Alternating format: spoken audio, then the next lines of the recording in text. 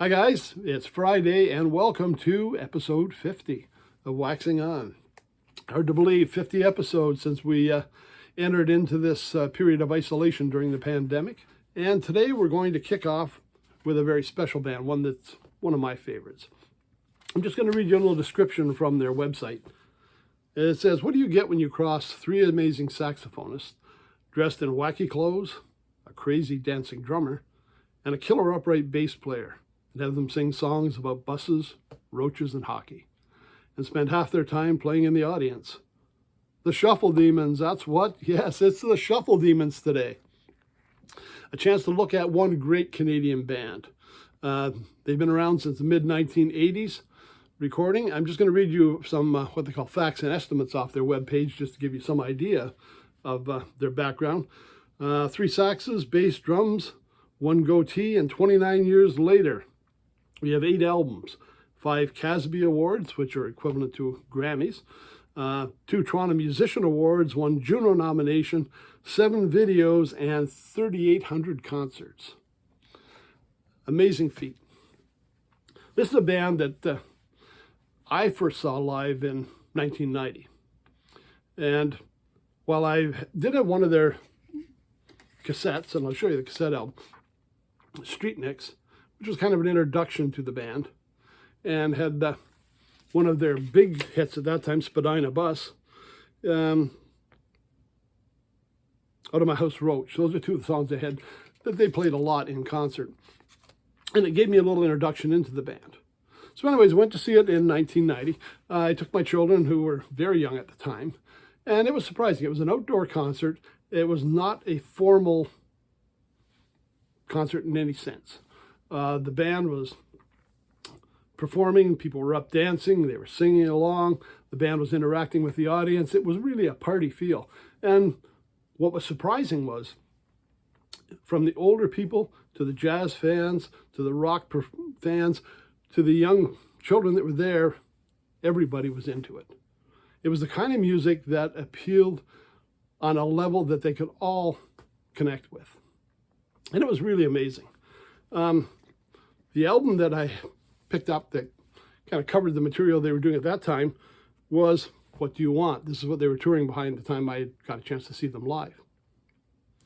And while they do a lot of original material, they were as well doing some songs by other jazz artists. I've got on here Don't Stop the Carnival by Sonny Rollins, and Well You Needn't by Thelonious Monk. So in addition to what they were playing. The performers, at that time, when this album was made, we had Richard Underhill, who was the leader of the group, along with Stitch Winston, who was one of the initial performers. Rich and Stitch were with the band from the beginning and are still playing with them now. Dave Parker, Mike Murley, Perry White joined in on a couple of selections. On this one, it was Jim Vivian on bass. I think by the time I saw them, George Collier was bass player at the time, and was with them for quite a few years until just recently. Now, if you've watched this show before, you know there's nothing I like better than live music. And here it is, the Boys of Maple Syrup, alive in Europe. Shuffle Demons, alive in Europe. Recorded in 1992. 2 sides. Well, actually, this is in CD form, so we got 2 CDs. Total of 26 songs. A lot of the great Shuffle Demons things we were familiar with hearing, such as Paving My Road, Canvas Gimby Suit, Out of My House Roach.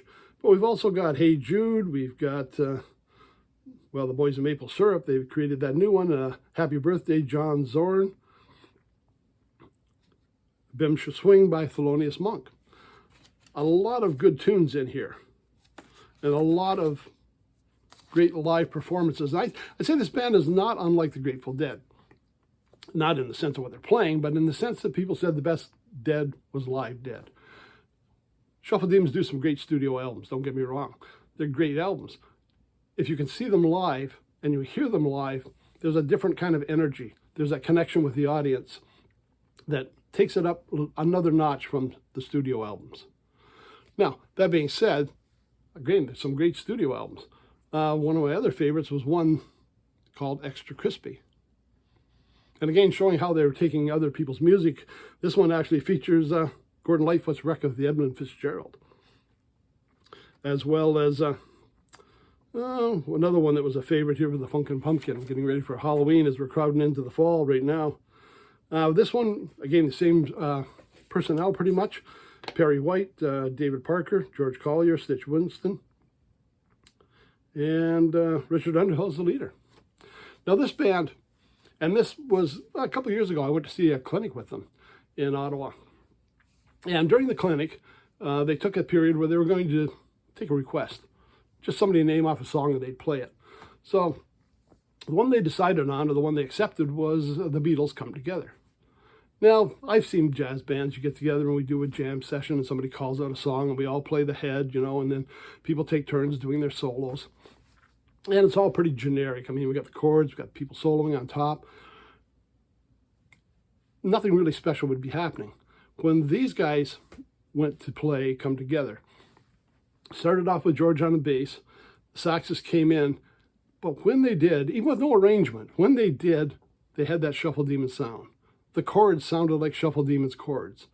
The melodies were played in that same style that they play in. I mean, these guys had such an identity that even that song, it didn't sound like guys just improvising off a tune somebody called. You would think it was a full arrangement they had. I mean, these guys were so into what they were doing. They knew the chords, they knew the harmonies, they knew what they were doing, that this became a Shuffle Demon song and sounded like they'd been playing it forever. That's just how good a band this is.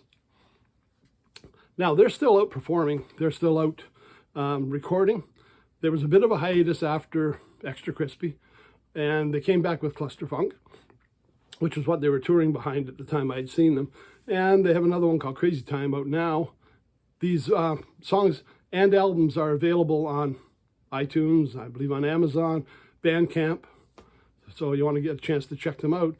This band, since the mid-1980s, they're still out there performing. They're traveling the world. They play a lot of international festivals and concerts. Like so many bands, they seem to do a little less at home than they might be doing in the rest of the world because they are popular, they're in demand, they are the kind of band that really spoil you. The one concert I had seen in Ottawa, we'd gone to see the Shuffle Demons, and then I had another concert we're going to afterwards. And it was a pretty standard jazz group.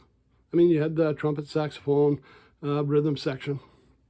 And they would play the songs, they would do their solos, and it was just what you would expect. The problem was I had come to hear them after spending an afternoon listening to the Shuffle Demons, which is just what you would never expect.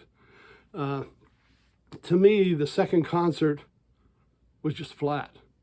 It didn't have any excitement. It didn't have any energy. I'd been spoiled in the afternoon listening to the Shuffle Demons play with the way they performed, the way they soloed, the way that band took tunes and twisted them around and made them really something special, that all of a sudden when I'm hearing another jazz group, something was missing. That is the problem with the Shuffle Demons. They can spoil you. You get used to hearing that and you just want to hear more of it. It's the kind of music you'd like to be playing. It's a great band. And again, they're still out there performing. They're still out there doing concerts. They're doing festivals, still recording. If you get a chance to hear them live, take it. There's nothing like being at one of their concerts. It's a great band, a great Canadian band working out of Toronto. And again, they've got world renown. So just looking again at the albums, a couple of good examples of their music if you want to get a chance to hear them. Before you go, What Do You Want? My favorite live album, Alive in Europe. And of course, Extra Crispy. Now the last two albums I mentioned I only have on digital, so I've gotten lazy and just downloaded them instead of buying hard copies. And while I do it because it's convenient, I really miss having a physical album or a CD because I miss all the information that's on there, the information about where it was recorded, who produced it, who wrote the songs, who's playing on it, who's soloing, who's set this whole thing up. I like that information. I like all the technical stuff. I like all that background. And that's really what we lost when we lost albums. Cassettes did it a little bit. CDs brought it back a little more where they were giving that information. But now in digital downloads, we're kind of losing that. So Unfortunately, I'm getting kind of lazy and just want the music to listen to. But if you get a chance, pick it up on hard copy. There's a lot of interesting stuff on there too. And it's just kind of nice to get to know who you're listening to and where they're recording and, who's written the tunes. Okay, that's it for today, episode 50. Next week, we start a very unusual week on Waxing On. I have some very familiar names doing some very unusual things. It's going to be a week unlike anything we've done before. And I know you'll look at my series of shows and say there's a lot of pretty obscure things there. A lot of music that you may never have heard of before. A lot of bands you're unfamiliar with. These people are going to be ones you know. You're just not going to expect what you're going to hear. And always I like to remind people, even if you go back on those other episodes, remember, everybody was someone you didn't know before you started listening. Go back and check some of them out. You may discover some music that maybe is really right up your alley and you just really weren't aware of before.